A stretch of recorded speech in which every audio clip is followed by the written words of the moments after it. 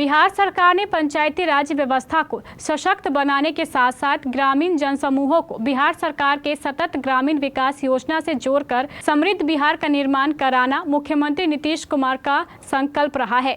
इसी कड़ी में आज पटना में 3 दिवसीय राष्ट्रीय कार्यशाला का आयोजन किया गया, जिसमें देश भर के सभी राज्यों के पदाधिकारी भाग लेने पहुंचे।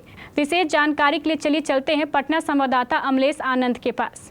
बिहार सरकार ने पंचायती राज को सुरक्षित स्थापित करने के लिए हर तरह से हर कदम वो प्रयास कर रही है। आज बता दें कि नेशनल वर्कशॉप का पटना के गांधी मैदान में अवस्थित ज्ञान भवन में है, जहां की पूरे देश भर के पंचायती राज के लोग आए हुए हैं और सरकार की मेन मकसद है कि सामाजिक न्याय एवं सामाजिक सुरक्षा से सुरक्षित पंचायत को स्थापित करना। और इस पर बिहार सरकार के उप मुख्यमंत्री सम्राट चौधरी, बिहार सरकार के दूसरे उप मुख्यमंत्री विजय कुमार सिन्हा और केंद्र सरकार के पंचायती राज मंत्री ललन सिंह यहाँ उपस्थित रहे और साथ ही विभाग के सभी सचिव उपस्थित रहे। साथ ही साथ जो देश के अलग अलग राज्यों से यहाँ डेलीगेट्स आए हैं, जो उनके पंचायती राज से संबंधित पदाधिकारी आए हैं, उनको संबोधित किया। क्या कुछ कह रहे हैं बिहार सरकार के उप मुख्यमंत्री सम्राट चौधरी, जरा ये सुनिए।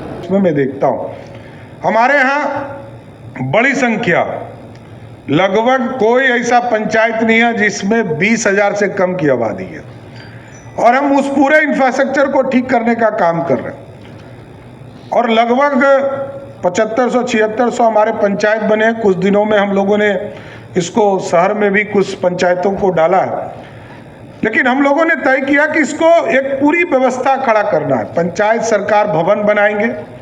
पंचायत सरकार भवन में हम गांव में जो बैंक खोले जाते हैं, यदि उनको कोई जगह नहीं है तो उसी पंचायत सरकार भवन में हम लोग बैंक भी देने का काम करेंगे।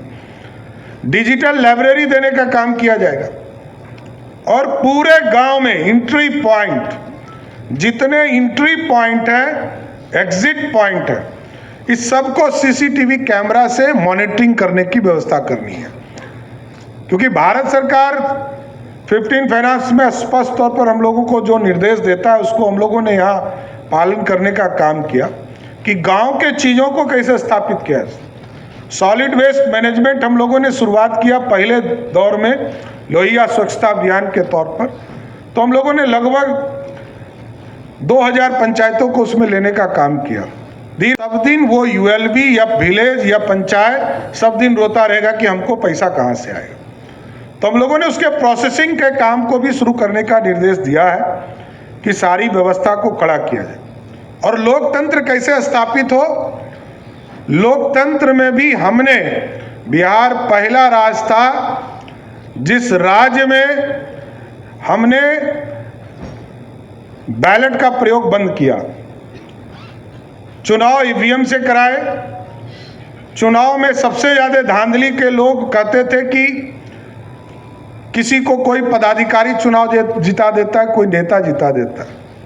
लेकिन आदरणीय नीतीश कुमार जी के नेतृत्व में एक ऐसा मैकेनिज्म हम लोगों ने बनाया कि जब काउंटर पर, टेबल पर बूथ के ईवीएम्स खुलते थे तो उसको हम इलेक्ट्रॉनिक व्यवस्था से पूरा हाईजैक करके और उसको बाहर डैशबोर्ड पर फ्लैश कर देते थे।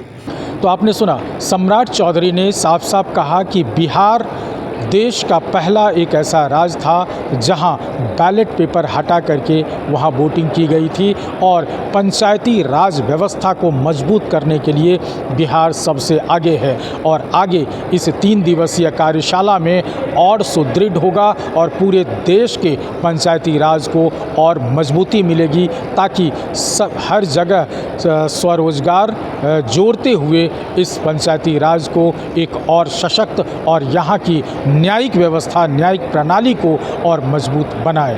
अमलेश आनंद, केबीसी न्यूज़, पटना।